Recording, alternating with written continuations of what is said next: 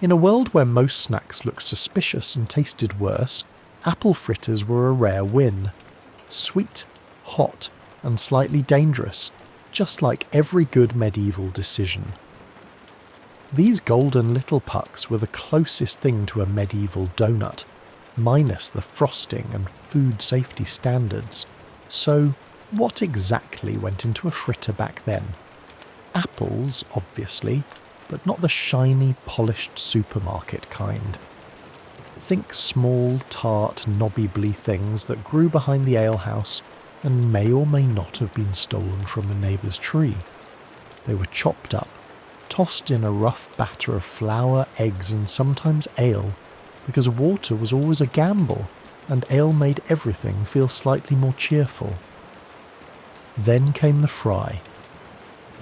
Deep frying in the 1300s was a special kind of drama. The oil, usually pig fat, was reused until it could probably vote. It added flavour, which is a generous word for it. The result was something hot, crispy, and oddly addictive. A fritter fresh out of the pan was a little piece of joy.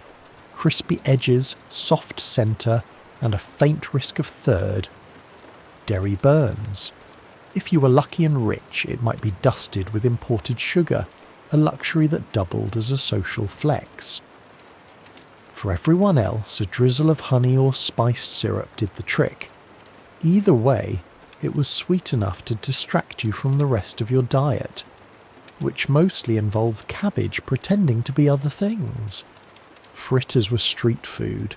You'd grab one at a fair after church or on market days when you needed a treat and didn't mind grease on your tunic. Kids loved them. Adults loved them. Birds tried to steal them. They were fun, fast, and just indulgent enough to make you forget about the pickled turnips waiting at home. And yes, sometimes they were overcooked, or the apples were more sour than sweet, or the batter was suspiciously chewy. But when they were good, they were really good. One bite in and suddenly you understood why people put up with medieval life. If apple fritters were the medieval version of a donut, then cheese curds were, well, sort of the medieval popcorn. Bite-sized, slightly squeaky, and wildly inconsistent. They weren't flashy. They didn't melt. They didn't stretch. In fact, they barely did anything at all. And that's what made them perfect. Let's be clear. Medieval cheese wasn't aiming for Instagram glory. It was made fast, eaten faster, and expected to survive long journeys, questionable storage, and the occasional goat stepping on it. Cheese curds were essentially baby cheese. The early fresh bits before the wheel hardened into something that could double as a building material. These little clumps of dairy joy were a byproduct of the cheesem process. Farmers would separate milk into curds and whey using rennet, which sounds fancy until you realise it came from the stomach lining of a baby animal. But hey, it worked. The curds were pressed lightly salted and then that was it. Cheese curds. Sometimes they were soft, sometimes rubbery. Sometimes they squeaked on your teeth like they had a personality. But they were filling, portable, and weirdly satisfying. And in a time where snack usually meant old bread or cold broth, curds felt like a win. Monks loved them. Travellers packed them. Kids would eat them like candy, assuming the cows had been cooperative that week. You could fry them, crumble them over stews, or just eat them by the handful while pretending not to smell like the inside of a barn. Unlike many medieval foods, cheese curds didn't require a celebration or feast. They weren't saved for holidays or saints' days. They were just there, comforting, familiar, mildly chewy. The friend who always shows up never overperforms, but is weirdly reliable when everything else falls apart. Did they sometimes taste a little off? Sure, freshness was a spectrum in the Middle Ages, but with enough salt and enthusiasm, most people didn't complain. Besides, in a world without refrigeration, your standards naturally adjust. So no, Cheese curds weren't glamorous, but they were simple, hearty, and just indulgent enough to count as a treat. In a pinch, they were also excellent for bribing cats and small children. Turnips are not dessert. Let's just start there. But in the medieval world, where sugar was expensive, apples weren't always in season, and creative desperation was a major food group. Someone somewhere looked at a turnip and thought, what if this were pie? And so the turnip pie was born. Now, to be fair, it wasn't always awful. Sometimes it was even kind of good. Think mashed turnips, hopefully tender, blended with a bit of egg, maybe some honey or dried fruit if the cook was feeling generous, then baked inside a sturdy crust made of flour, water and ambition. The result? Surprisingly edible. At best it was warm, a little sweet, and had that vaguely comforting root vegetable meats pudding vibe. At worst, it tasted like someone had mistaken livestock feed for a baking ingredient and just rolled with it. Turnip pies were popular for two main reasons. Turnips were cheap, and pie crust could hide a multitude of sins. Whether the turnips were overripe, undercooked, or suspiciously bitter, once you baked them into a pie and added a drizzle of honey, it became peasant cuisine with aspirations. Was it cheesecake? No. But it tried.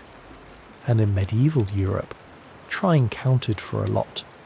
You'd find these pies at fairs, feast tables, and in particularly enthusiastic monasteries where the monks had a little too much time and a lot of extra root vegetables.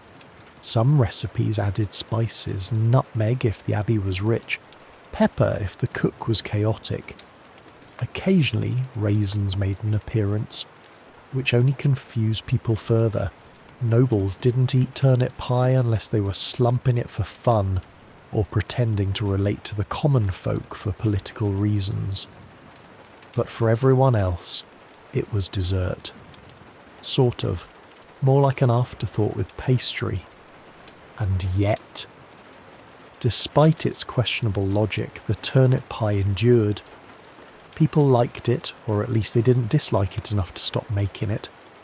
It was cheap, filling, and mildly sweet, which for medieval food made it basically revolutionary. If the medieval world had a comfort food MVP, it was the meat pasty, a handheld pie stuffed with seasoned meat, tucked into a folded crust and baked until it was golden brown or slightly scorched. Basically a medieval hot pocket minus the microwave and plus a genuine sense of danger. The beauty of the pasty was its portability.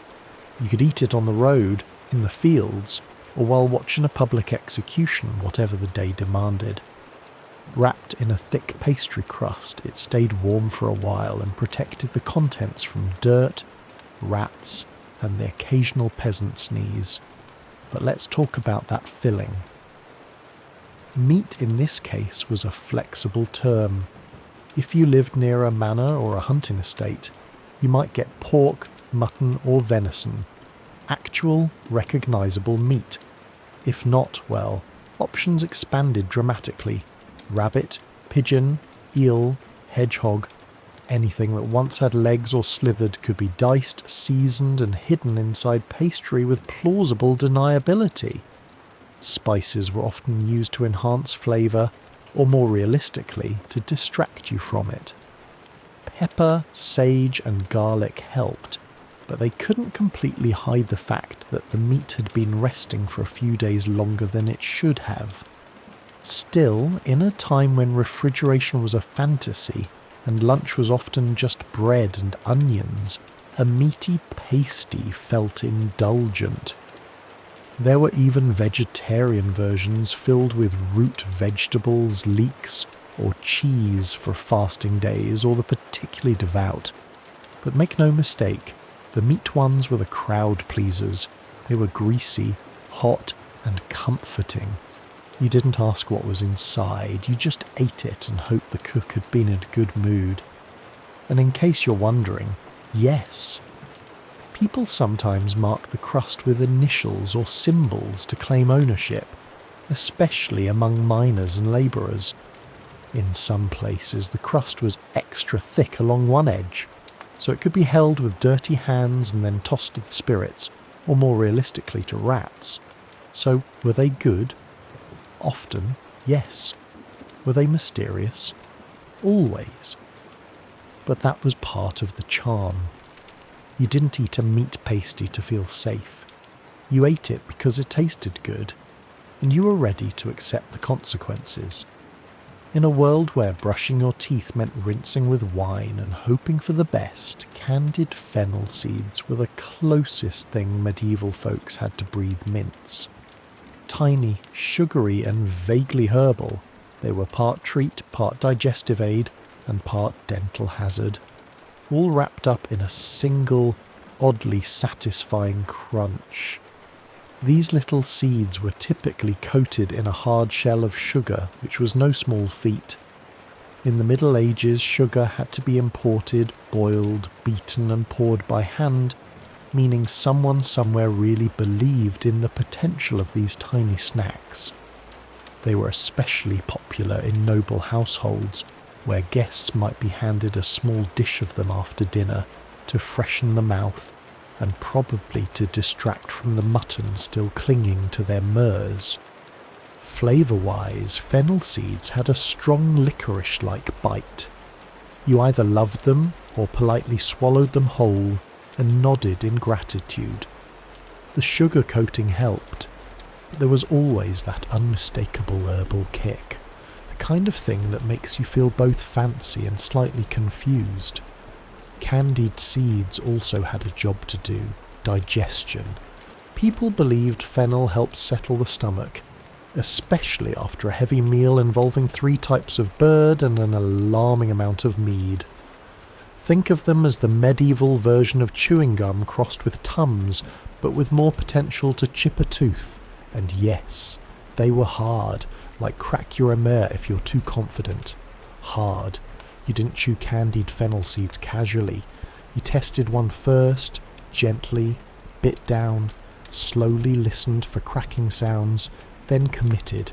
It was a risk-reward situation every time.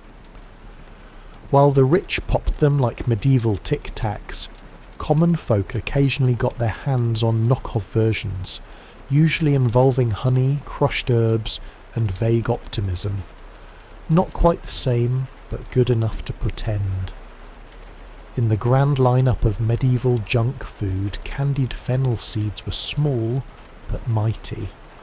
They didn't fill your belly, but they left a pleasant taste in your mouth and gave the illusion of refinement, even if you were covered in mud and still had goose grease on your tunic. If medieval desserts had a golden child, it was the honey cake. Sweet, dense, and prone to sticking to everything except your expectations. Honey cakes were what happened when bakers got ambitious and sugar was still locked in a castle treasury. Honey was the sweetener of the people.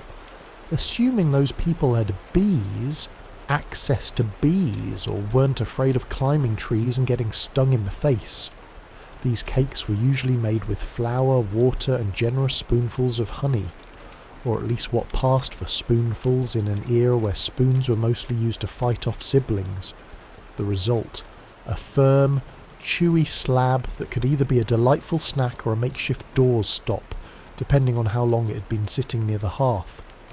Spices were sometimes added if the household was feeling wealthy or showing off. Nutmeg, cloves or cinnamon could give the honey cake a bit of flair. And by flair we mean the ability to cause an entire village to talk about your recipe for a week. Dried fruits were also tossed in if they hadn't been stolen by the local children or turned into wine. Honey cakes were popular at feasts, festivals and weddings, mostly because they could be made ahead of time, didn't spoil quickly, and could survive being dropped on the ground, stepped on, or thrown at someone in a mild food fight. They were also used as gifts, bribes, and occasionally passive-aggressive statements. Here, I made this for you. It's sweet. unlike your personality. Structurally, they weren't what you'd call delicate. Many resembled compact bricks. Slicing them required a sturdy knife and the quiet hope that no one was watching you struggle. Eating them was easier. Just don't expect a fluffy bite. These cakes were built for medieval life. Tough, durable, and coated in enough sticky honey to make your hands feel like you lost a battle with a beehive. But they were satisfying. They tasted like warmth and indulgence, like the rare moment you weren't chewing salted barley or chasing rats out of your cupboard. They were joy wrapped in sugar with just enough chew to count as cardio. Fried fish skin cracklings, possibly the most unexpectedly delightful snack to emerge from a culture that also thought eel pie was a good idea. These crispy, salty little strips weren't glamorous, but they were efficient. Waste not, want not, especially when you're working with a fish that frankly smells like it's judging you. Let's be honest, no one set out to invent this. More likely, some thrifty cook was left staring at a pile of discarded fish skins and thought, what if we just fried it? A splash of hot fat later and history was made, or at least something vaguely edible was born. Fish skin was plentiful, especially in coastal towns or near rivers where herring, cod or whatever had been pulled out of the water was processed on site. The meat went to the stew pot, the heads went to the cat, and the skin that got thrown into a pan of bubbling oil and sizzled into submission.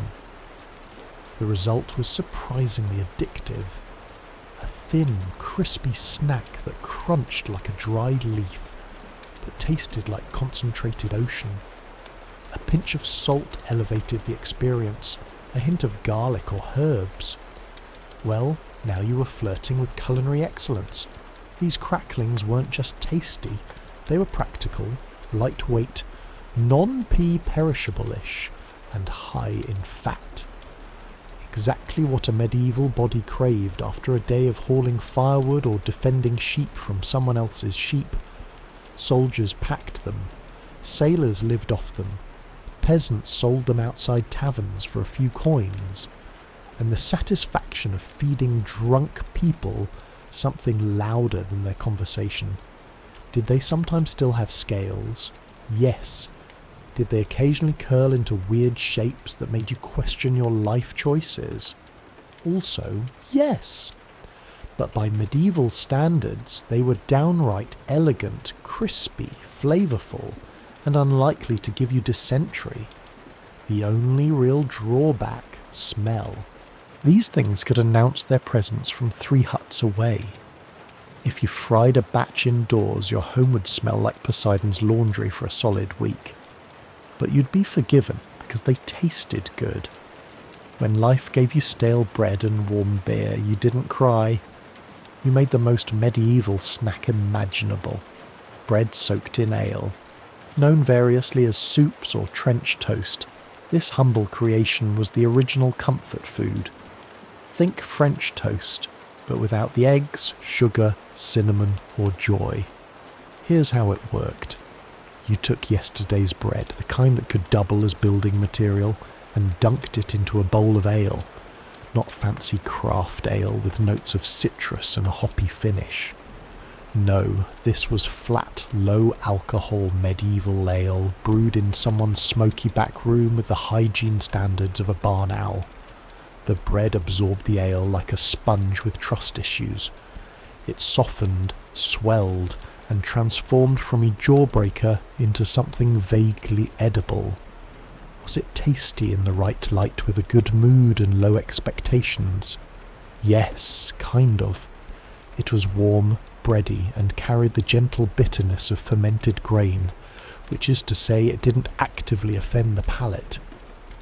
This snack was especially popular with the working class, people who didn't have time for multiple courses or cutlery, but still needed calories that wouldn't fight back.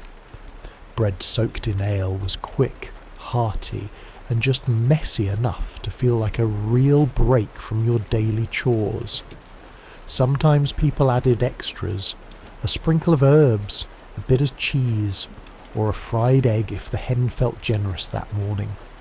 On feast days, you might even get soap soaked in spiced ale, which basically meant the cook found a nutmeg shaving somewhere and got inspired, and like many medieval dishes, this one had dual purpose. Not only was it food, it was also a way to stretch ingredients. Bread too stale to chew? Just soak it. Ale started to turn? Pour it on bread and pretend it's intentional. Waste was for amateurs. The only downside, it didn't travel well. Once soaked, the bread turned into a kind of sloshy porridge cube. Eat it quickly, or risk ending up with a mushy sponge in your bowl and a 1,000-year-old food metaphor for disappointment. Still, for a chilly evening by the fire, nothing beat a slice of ale bread mush and a moment of peace. If you've ever looked at a slice of bread and thought this would be better submerged in alcohol, congratulations. You and the medieval upper class have something in common. Sops in wine were one of the more refined, red bizarrely specific snacks of the Middle Ages. A dessert technically, or perhaps an experience. The concept was simple. Take bread, ideally toasted, or at least not completely stale, and dunk it in wine. Not just any wine, of course, usually mulled, sweetened or spiced wine, something warm, fragrant, and barely hiding the fact that it had been sitting in a clay jug since last harvest. Once the bread was sufficiently drenched, it was served as a soft, spoonable delicacy. Nobles called it elegant. Everyone else quietly wondered if the cook had just run out of ideas. This was not finger food. It was the kind of dish you ate with a spoon very slowly while pretending to be interested in lute music. It appeared at banquets, late-night feasts, and the kind of awkward dinner where no one wanted to talk about politics. So instead they passed around soggy toast in a goblet. When done well, soaps in wine were warm, comforting, and mildly intoxicating, a gentle end to a heavy meal. The wine added richness, the bread gave texture, and the spices made you feel like you were part of something fancier than it was. When done poorly, it was wet bread in a bowl. No amount of cinnamon could cover up the feeling that you were chewing on a medieval mistake. Sometimes dried fruits or nuts were added for flair, sometimes cheese, occasionally a whole egg. At that point, it stopped being a snack and became a culinary guessing game. Peasants made their own versions, usually using cheap vinegar or ale instead of wine. It wasn't dessert, it was dinner or breakfast, or whatever you could call a meal that made you both full and confused. Still, soaps and wine had staying power. They were warm, they were filling, and they gave medieval people a taste of indulgence, even if it did taste like sponge soaked in mulled regret.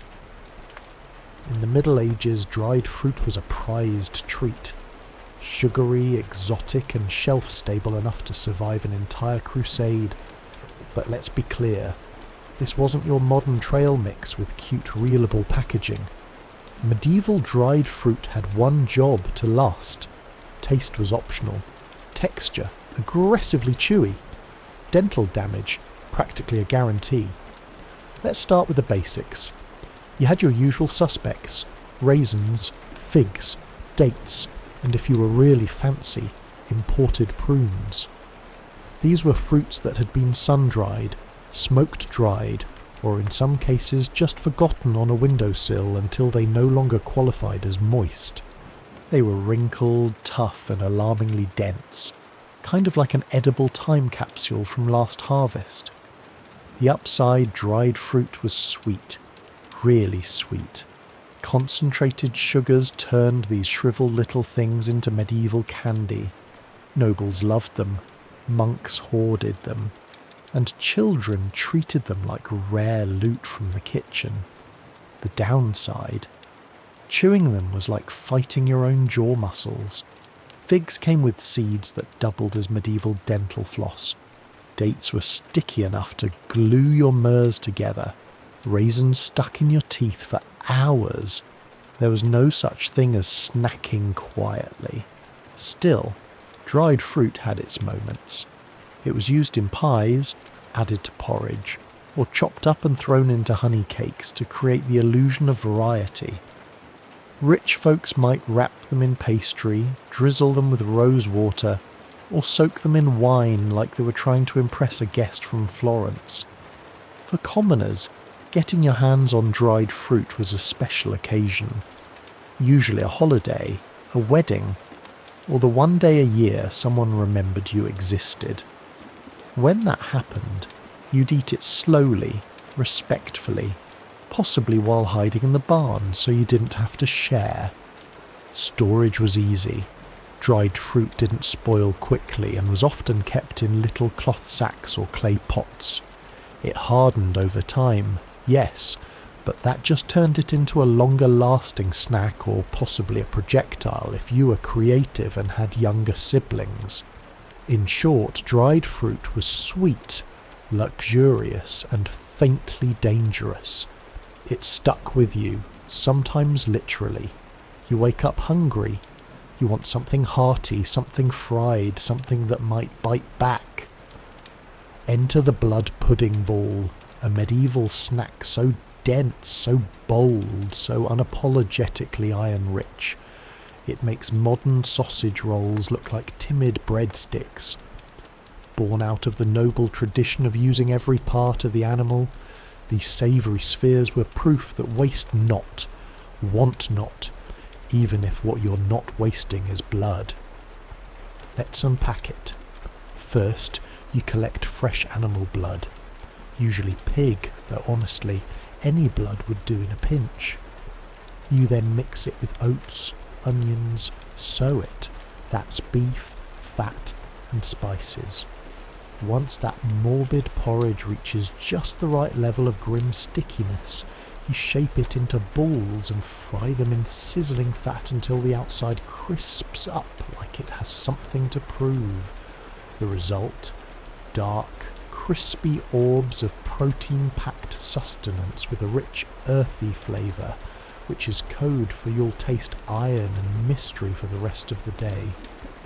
They were best served hot, fresh from the skillet, though sometimes they were eaten cold if your appetite outweighed your fear of congealed fat. Nobles might dress them up with pepper, or serve them with eggs and ale. Peasants, they were just happy not to be chewing on boiled cabbage again. Blood pudding balls weren't elegant, but they were practical, easy to carry, high in calories, and alarmingly filling. If you ate 2, you could skip lunch. If you ate 4, you were probably a blacksmith or trying to win a dare. These snacks were common at fairs, markets, and roadside stalls, where everything smelled like livestock and ambition. They were especially popular in colder months because what warms the soul like fried coagulation? Of course, blood pudding balls weren't for everyone. Some folks didn't love the texture. Others didn't love the concept. But in a world where survival came first and flavour came somewhere around 12th, these meaty little morsels earned their place in the medieval junk food hall of fame. Forget everything you know about pancakes. These weren't fluffy stacks with maple syrup and whipped cream. Medieval pancakes were thinner, tougher, and cooked in enough lard to make your arteries consider early retirement. But they got the job done, and in a world where your other breakfast option was thin soup that's sad about its life, they were kind of a treat. Made from a humble mix of flour, eggs and water or ale, these pancakes were poured onto a sizzling iron griddle coated in bubbling pig fat.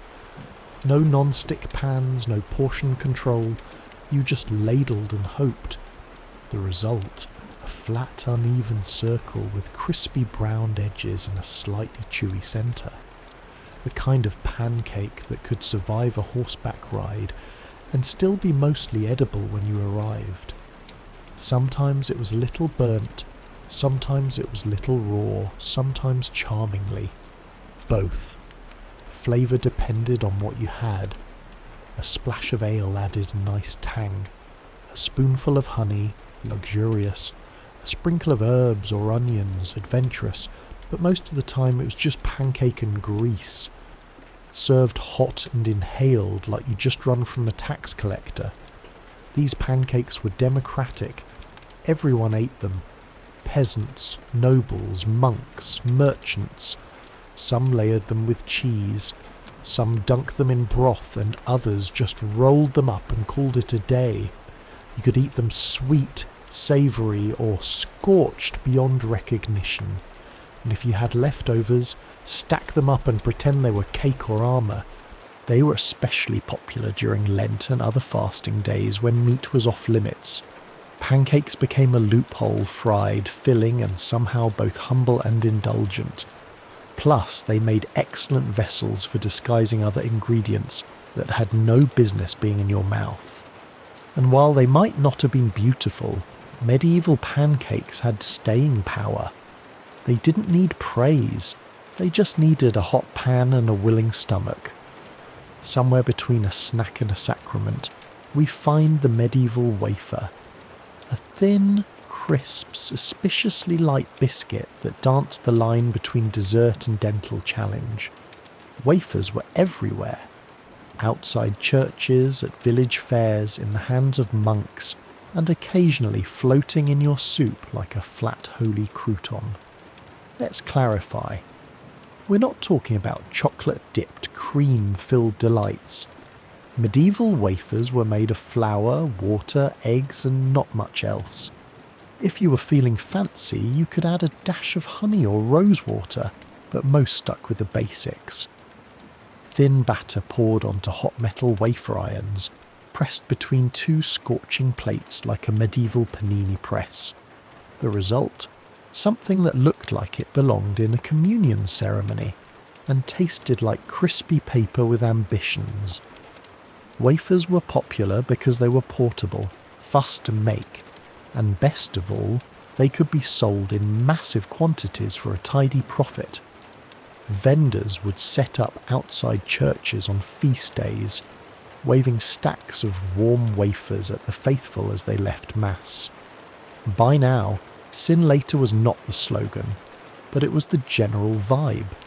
They were often shaped with religious symbols, floral patterns, or the vague imprint of a saint's face depending on the iron mould and how tired the baker was.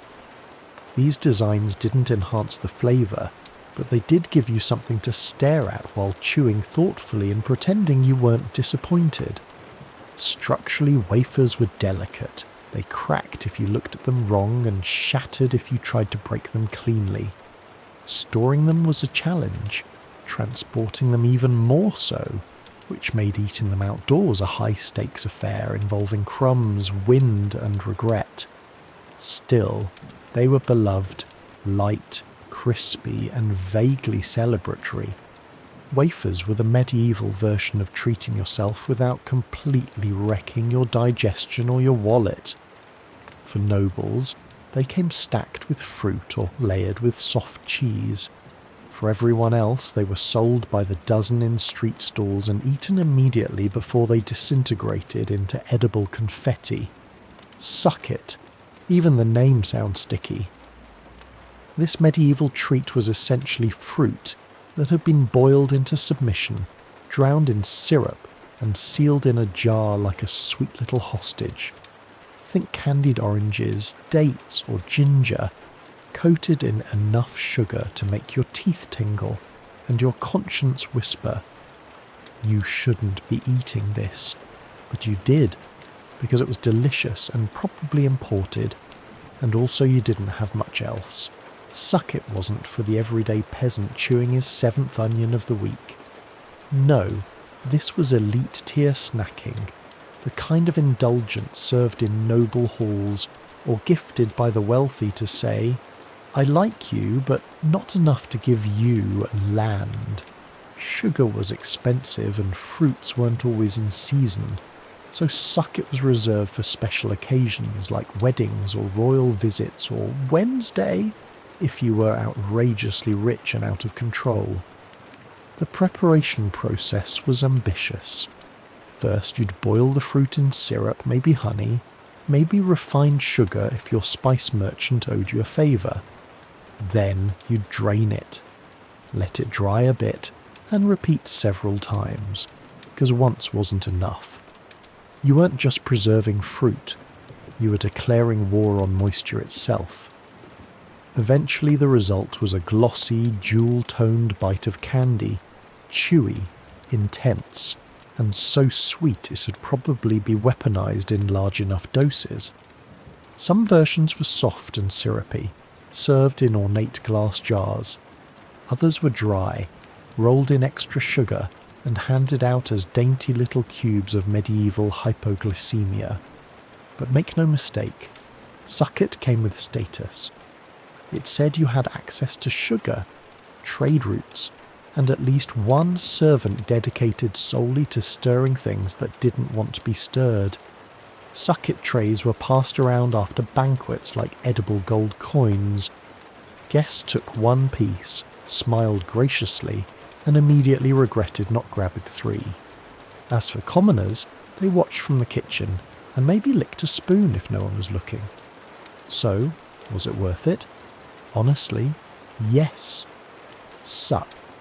It was one of the few medieval snacks that genuinely felt like dessert.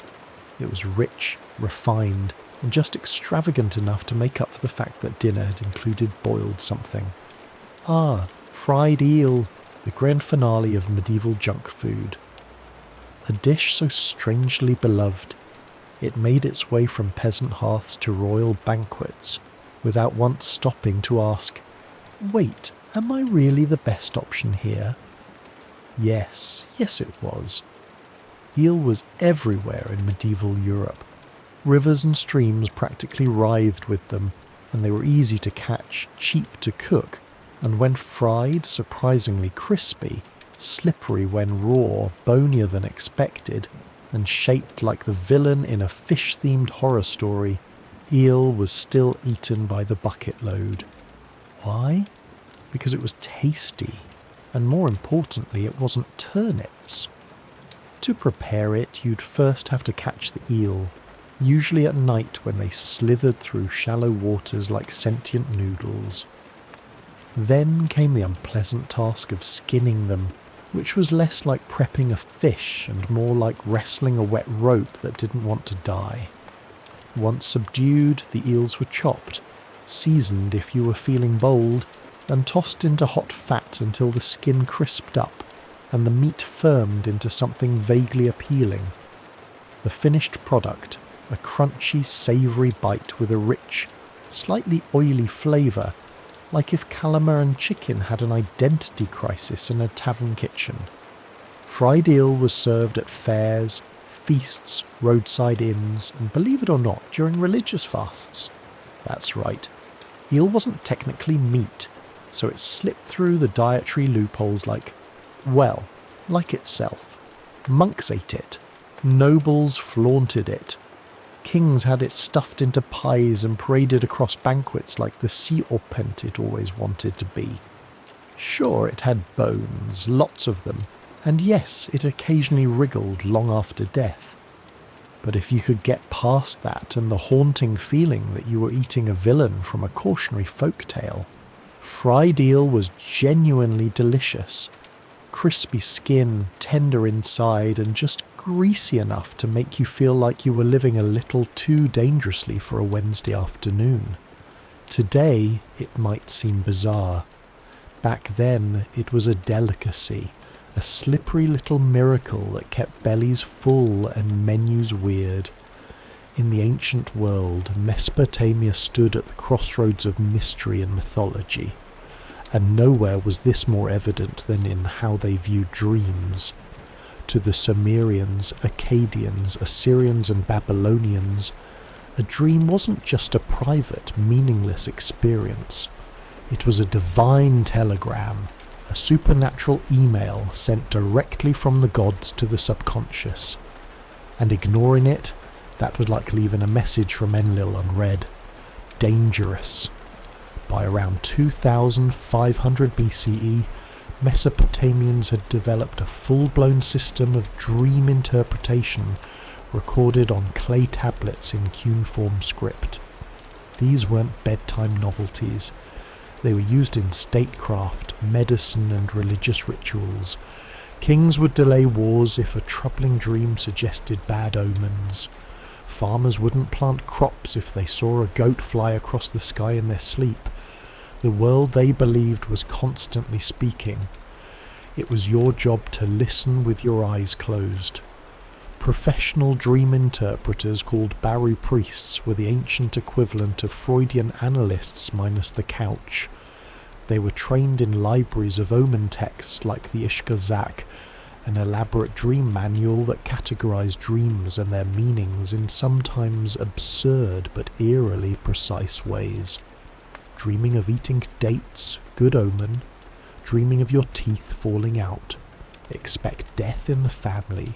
Dreaming of sex with a goddess. Well, congrats. You're either divinely favoured or cursed with arrogance. These dream books didn't claim to guess meanings.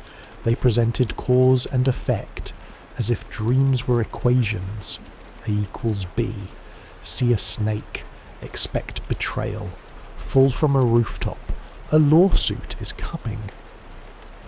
The world of dreams was logical, just operating on divine logic, which was far stranger than human reason.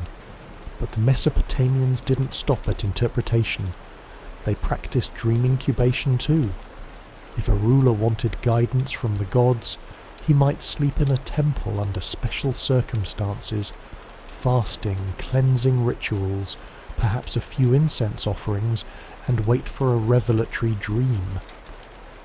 The idea was that certain environments made the divine connection stronger, clearer, and less prone to nightmares about drunk goats. For Mesopotamians, the dream world was not a mystery to solve. It was a realm to navigate with caution, reverence, and a very large clay tablet library. They believed the gods were always speaking. You just had to be asleep to hear them. In ancient Egypt, dreams weren't merely nightly occurrences. They were considered sacred texts in motion. The Egyptians believed that dreams were messages from the gods, ancestors, or even from one's own K, the spiritual double of a person. Every dream, good or bad, came with intent. It could warn, bless, instruct, or terrify. By the time of the New Kingdom, circa 1550 to 1700 BC, the Egyptians had begun recording their interpretations in what would become some of history's earliest dream manuals. One of the most famous examples is the Ramesside Dream Book, written on papyrus and discovered in the village of Deir el-Medina. This wasn't light reading. It's essentially a divine diagnostic tool listing hundreds of dreams and interpreting each based on whether the outcome would be favourable or disastrous. The logic, however, was not always intuitive. For example, if a man sees himself eating crocodile flesh in a dream, it means he will become a high official. Strange, yes. But in Egyptian cosmology, the crocodile was tied to the god Sobek, who embodied strength and power. Eating crocodile meant absorbing divine traits. That's a promotion-worthy omen. Each entry in the dream book started with the phrase, "if a man sees himself," followed by a symbolic scenario. These weren't general guesses. They were drawn from centuries of ritual knowledge, personal visions and temple tradition, and the interpretations were often binary, marked as good or bad in red and black ink. If your dream was classified as bad, it was time to light some incense and beg a priest to intervene. Priests in temple complexes, especially those serving healing deities like Serkit or Thoth, sometimes offered services in dream incubation, where supplicants would sleep in the temple and await guidance or healing through visions. The idea was to open a divine channel through purification, prayer, and controlled sleep. This wasn't mere superstition. It was healthcare, divination, and theology rolled into one night's rest. Dreams also influenced magic and medicine. Amulets might be prescribed to fend off recurring nightmares. Specific rituals could be performed to erase a dream, much like you'd erase a curse. For the ancient Egyptians, the sleeping mind was not idle. It was a stage where gods, demons, and the spirits of the dead could appear and offer glimpses into hidden truths if you had the wisdom and a priest to decode them. In the ancient Greek world, dreams were more than divine whispers. They were clinical appointments with the gods. Central to this belief was the practice of incubation, a ritual where individuals would sleep inside a temple in hopes of receiving a healing vision. And no deity was more closely tied to this practice than Asclepius, the god of medicine. At temples known as Spiera, which dotted the Greek world from Epidaurus to Pergamon, the sick, the hopeful, and the desperate came seeking cures, but instead of pills or potions, they were prescribed sleep, sacred, intentional, and performed under specific spiritual conditions. Before entering the temple's sleeping quarters or abaton, a person would undergo purification, bathing, fasting, and sometimes sacrificing an animal. Only after these rituals could they lay down on a stone bed and wait for the god to appear in a dream. The results? According to inscriptions and ancient testimonies, some patients dreamed of Asclepius touching them with his staff, or of snakes, his sacred animal, slithering over their bodies. They would awaken healed, or at least believe they had received divine instructions on what to do next. Whether these dreams were real, psychosomatic, or placebo-driven, the effects were profound. Greek physicians, including Hippocrates, acknowledged the value of dreams in diagnosis. They didn't dismiss them as nonsense. In fact, they believed the body could reveal its state through symbolic visions. A dream of flowing water might suggest kidney issues. A dream of being crushed could point to a chest ailment. In hypocritical texts, dreams were often classified as either natural or divine. Natural dreams were caused by diet, digestion, or emotional stress. Divine ones, a whole other category, direct messages from the gods or the cosmos. But not all dream interpreters wore white robes and carried scrolls. The Honoracriti, or dream readers, were the real stars of the public square. Using dream manuals, omens, and an enormous supply of interpretive flair, they translated dreams into warnings, blessings, or instructions. The most famous of these guides was the Honoracritia, written by Artemiodorus of Deldis in the 2nd century CE, a book still studied centuries later.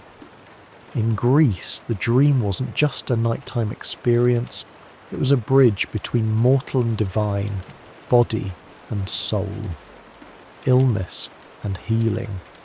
And if you were lucky, you'd wake up with a cure and maybe a snake curled at your feet. Throughout the ancient world, one category of dream carried more weight than all others, the prophetic dream.